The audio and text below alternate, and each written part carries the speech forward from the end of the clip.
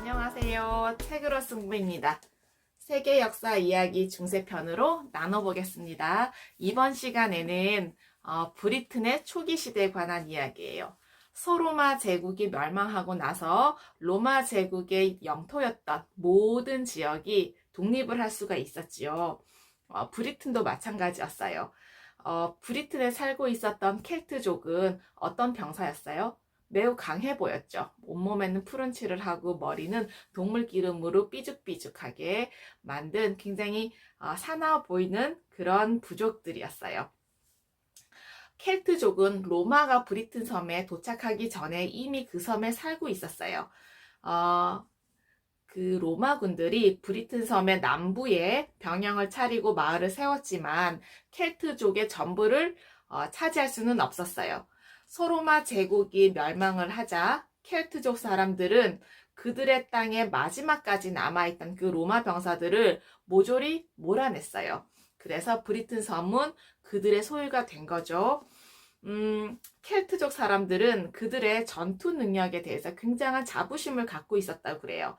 그래서 전쟁터에서 용기를 발휘하는 사람들을 칭송하는 노래를 부르기도 했어요. 바드라고 불리는 직업 가수들이 있었어요. 그러니까 그런 음유 시인들이 옛 시절의 족장이나 전쟁 영웅들의 이야기를 외워서 전해준 거예요. 글로 씌워지지가 않았어요. 그 바드들끼리 서로 이야기를 전해주고 그거를 잘 외워두었다가 사람들에게 전해주었던 거죠. 대개 켈트족의 어린이들은 강한 힘으로 용감하게 싸우는 것을 미덕이라고 생각하도록 배웠습니다. 네, 켈트족에 관해서 전해지고 있는 그 이야기를 하나 전해드릴게요. 크레이스와 제각기 특별한 능력을 가진 새 동료 전사에 관한 이야기예요. 어느 날 전사 크레이스가 혼잣말로 이렇게 이야기를 한 거죠. 난 한 번도 진 적이 없는 위대한 전사야. 그렇지만 난 너무 외로워. 결혼하고 싶어. 머리카락이 새카맣고 살갗은 눈처럼 희고 뺨은 피처럼 빨간 여자와 결혼을 하고 싶어. 그런데 그 아름다운 여자는 세상에 단 한 명뿐인데 지금 거인 포보에게 잡혀서 갇혀 있어. 그래서 크레이스는 이렇게 결심을 한 거죠. 거인 포보와 싸워서 무찌르고 아름다운 여인을 구해야겠다. 그리고 길을 나섰는데 웬 전사 하나가 손에 돌을 들고 길가에 서 있는 것이었어요. 그래서 뭘 하시는 거요? 했더니 저 새를 보시오. 저 새가 보이지 않소? 나는 이 돌을 던져서 저 새를 떨어뜨리려고 하는 것이오. 왜냐? 지금 배가 너무 고프거든요. 크레이스가 눈을 뜨고 전사가 가르치는 곳을 보았지만은 아무것도 보이지 않은 거예요. 그래서 전사에게 이렇게 얘기를 했어요. 나와 같이 갑시다. 나에게 당신은 무척 필요한 사람이라오. 그래서 그 눈 밝은 사람과 함께 길을 가는데 또 한 명의 전사가 보였어요. 한쪽 귀를 땅에 대고 누워있는 사람이었죠. 뭐 하냐고 물어봤더니 저 멀리 이 세상 끝에서 풀이 자라고 있는 소리를 듣고 있어. 이렇게 말하는 거예요. 그래서 크레이스가 당신도 나와 함께 갑시다. 우리 모험에 큰 도움이 될 것이요. 그래서 세 사람이 길을 걸어가고 있었어요. 그런데 쿵쿵쿵 땅이 울리는 소리가 들린 거죠. 고개를 돌려서 보니까 웬 전사 하나가 그들을 향해서 다가오고 있는데 이렇게 된 거예요. 한 다리는 뒤로 접어서 허벅지에 붙여 묶어놓고 그리고 다른 한쪽 발로 깡총깡총 뛰어오는 거죠. 왜 그렇게 다리를 묶어두었소? 했더니 그 전사가 두 다리를 쓰게 되면 당장 이 세상 끝까지 가버릴 것이요. 그럼 더 이상 갈 데가 없거든요. 그랬더니 크레이스는 우리와 함께 갑시다. 그래서 마침내 거인 포보성에 가게 된 거예요. 그래서 크레이스와 그 세 친구들은 성벽 아래에서 이렇게 외쳤대요. 이봐 거인 포보어. 우리는 머리가 까맣고 살갗은 희고 두 뺨은 피처럼 빨간 여자를 구출하러 왔소. 그 여자를 풀어주시오. 했더니 거인이 웃으면서 과제를 하나 내지. 그 과제를 풀면 그 여자를 놓아주겠소. 과제란 이 세상의 저쪽 끝에 있는 샘물에 가서 물을 3통 받아 갖고 와. 그거였어요. 빨리 가서 물을 받아오시오. 했어요. 그랬더니 그 세 전사 중에 한 다리로 껑충껑충 걷는 그 전사가 다리를 풀고 순식간에 저쪽 끝에 있는 샘에 도착을 해서 금방 물통 3개를 채운 거예요. 그런데 너무 빨리 왔던 터라 잠깐 쉬어가려고 했었어요. 그래서 잠깐 쉬려고 나무 그늘에 앉아 있는데 이내 잠이 들어버린 거죠. 남아있는 새 친구들이 기다려도 오지 않자 다른 친구가, 귀가 밝은 친구가 땅에 이렇게 귀를 대고 소리를 들었어요. 그랬더니 저쪽 끝에서 코 고는 소리가 들렸던 거예요. 그래서 눈 밝은 친구가 어디 있는지 찾아봤더니 저쪽에서 자고 있는 게 보였어요. 그래서 돌을 던져서 그를 깨웠어요. 그래서 돌멩이를 집어 던져서 그를 깨우고 번쩍 깨어난 그 빨리 달리는 그 전사가 황급히 물통을 들고 돌아온 거죠. 그래서 그 포보어가 낸 과제를 해결을 한 거예요. 포보어는 너무 쉽게 문제를 해결한 것을 보고 화가 났지만 약속을 지키지 않을 도리가 없었던 거죠. 그래서 그 아름다운 여자를 풀어주게 되었다고 합니다. 크레이스는 그 여자와 결혼해서 오랫동안 아주 행복하게 살았고요. 크레이스는 그 새 전사와 함께 그 어떤 싸움터에 나가서도 늘 승리했다고 전해지는 이야기입니다.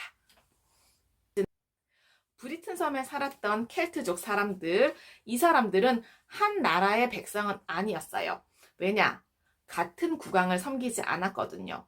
많은 부족으로 갈라져 있었고 서로 다른 왕을 섬겼던 거예요. 옛날부터 전해오는 이야기에 의하면 수많은 왕들 중에 보티컨이라는 왕이 있었어요. 브리튼 섬 한가운데에 터를 잡고 살았던 강력한 부족의 왕이었는데 온 백성은 그에게 복종을 했고 그를 위해서 싸운 거예요. 그런데 보티컨 왕의 마음이 편하지가 않았어요. 그 이유는 뭐냐? 북쪽에 사는 켈트족의 다른 부족들이 그 왕국을 늘 침략을 했거든요. 그래서 그들을 물리치기 위해서 어떻게 했느냐? 바로 북해 건너에 사는 북해 건너에 사는 앵글로족과 색슨족에게 도움을 청한 거예요. 이렇게 어서 와서 적들과 싸우는 나를 좀 도와주시오. 그러면 당신들에게 여기 브리튼에서 살 땅을 주겠소. 그래서 앵글족과 색슨족 사람들이 북해를 건너서 브리튼으로 와 보티건 왕을 도운 거예요. 앵글족은 지금의 덴마크, 색슨족은 지금의 독일 쪽이에요. 독일 쪽에서 건너온 사람들이죠. 그런데 이 앵글족과 색슨족이 싸우러 들어와서 살다 보니 너무 괜찮은 거예요. 그래서 친구들한테 이렇게 전했어요. 브리튼으로 와서 우리하고 같이 살자. 여기 너무 괜찮아. 빈 땅도 많아. 그래서 꾸역꾸역 앵글족과 색슨족들이 브리튼으로 들어오게 된 거죠. 날이 갈수록 그 수가 점점 많아져서 가득해졌어요. 켈트족 사람들은 자신의 땅을 차지하고 앉아있는 그 야만인들이 마음에 들지 않았어요. 수가 너무 많았거든요. 그래서 얼마 지나지 않아서 그 브리튼 섬의 남부와 동부가 그 앵글족과 색슨족들 사람들로 가득 차게 됐어요.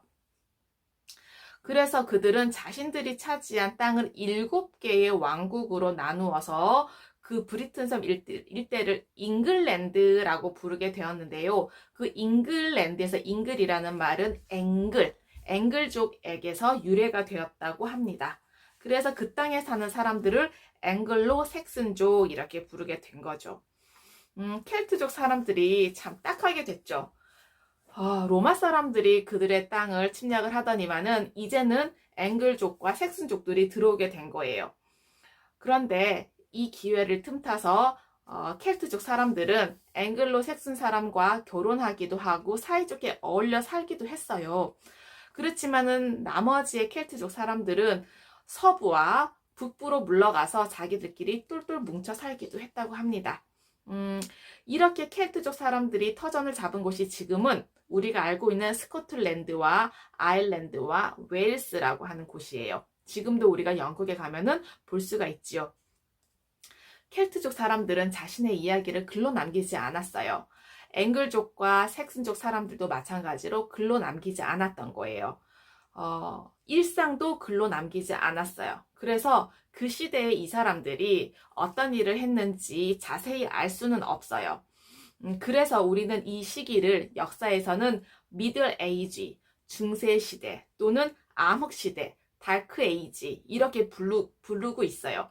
암흑의 시대라고 부른 까닭은 그 7개의 왕국에서 어떤 일이 일어났는지 글로 적혀 있지 않기 때문에 알 수가 없는 거죠. 단지 그 음유시인들, 바드를 통해서 전해지고 있는 이야기들 뿐이라고 합니다. 네, 재미있으셨나요? 과거의 지혜와 지식을 통해서 현재와 미래의 삶이 좀 더 의미 있고 풍성하기를 기원합니다. 감사합니다.